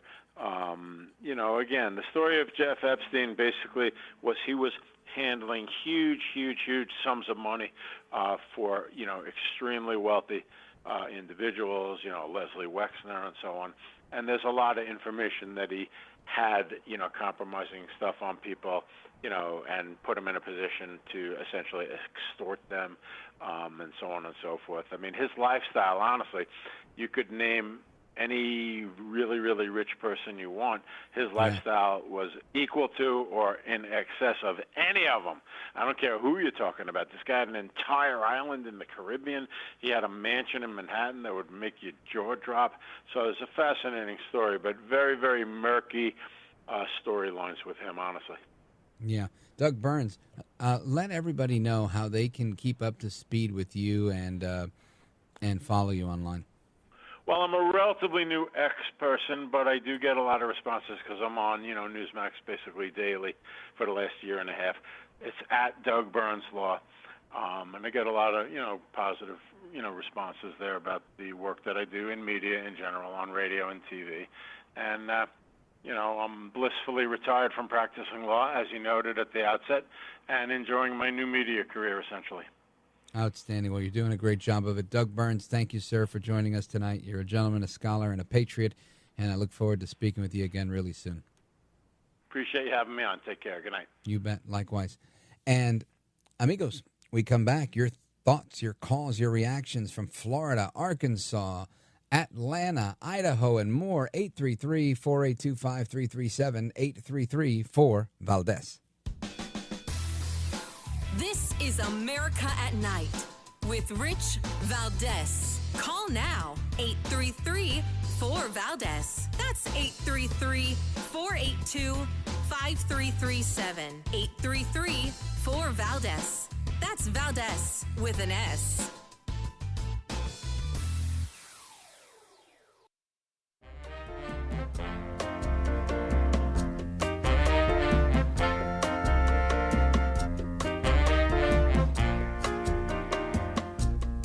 After the guest leaves every night and we're doing open phones, you're kind of at the heartbeat of America. And you sit there in this radio studio and suddenly you hear voices. Mobile, Dallas, New York, Miami. And there's kind of a conglomeration of America all in one room.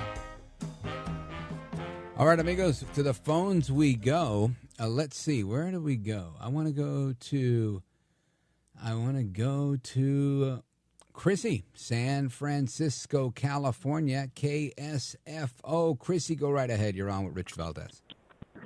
Thank you. First, I just want to briefly say that I just discovered you on the radio because I drive for a living, and as I told the gentleman that answered, I love your positions because they're very similar to mine. But what I noticed is that you give equal time for all positions, and I really like that. I respect that a lot. I'm calling also, yeah, and it's true. I mean that. I looked you up, saw your family. I thought this guy's a real guy. What I like, anyway, but the other reason that I called is that I have been not getting desperate, but it's looking in that direction. I've had a protracted lawsuit for 7 years. And a corrupt attorney has been, I feel like I have candlesticks and the guy's chasing me, and Les Miserables. And I'm going to court again on Wednesday. And this time I had to go in pro per because this man has, it looks to me, and it's starting to look as if there are judges involved, lawyers involved, my insurance company. The lawyer that my insurance company had defend me for over $1 million for 7 years, and I won nothing. Zero. And all the evidence that would have found me not guilty. I don't say not guilty, but the winner, if you will. He didn't present it in court, which I did not know until after the trial. I didn't know. Sounds like the lawyer didn't have your best interest in mind, at least from what you're describing. And, I had a situation like that, Chrissy, myself, where it wasn't the lawyers; it was the insurance company just trying to get over on me. And I find every time I tell somebody about it, they go, "Oh yeah, same thing happened to me," and then someone else, "Same thing happened to me." Insurance companies are notorious for looking out for themselves and not for anybody else. Even if you are their insured, they're not really looking out for you. So that's a shame, and I hope you find and get the relief you need and find the representation that you need as well. But thank you for your kind words, and thanks for tuning into the program. Shout out to KSFO, San Francisco in the building. And from there, I want to go. Let's go to Joe. Joe's calling us from Arkansas, Salem area, KSAR. Joe, go right ahead. About time you got back. This is your liberty-loving Anglo from down here in the Ozarks. My man. Listen. that story on the cruise ships, people are not remembering that Article 5 of the Constitution designates all 50 states as the supreme law of the land, and all the judges are bound thereby. However, when you set foot off that dock or that pier onto a cruise ship, you lose constitutional rights, and you're at the mercy of the cruise people.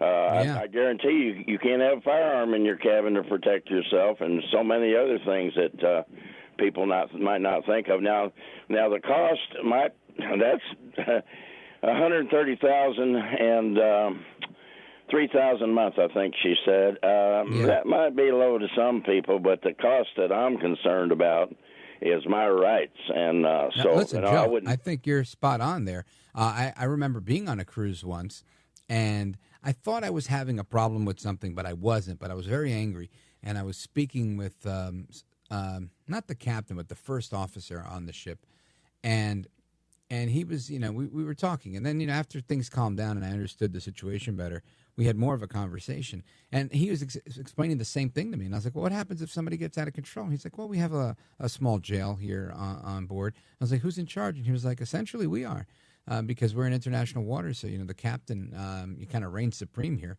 and they have their own security team on board, and you're 100% right. You are not governed by the laws of your country when you're in international waters. Whatever color your passport is, those maritime laws are what call the shots there. So very, very good point. Joe, thanks for welcoming me back. I appreciate it.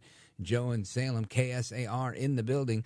And keep it locked right here, folks. We're going to come right back to the rest of your calls in Florida, Atlanta, Idaho, and more. Don't go anywhere. This is America at Night with Rich Valdez.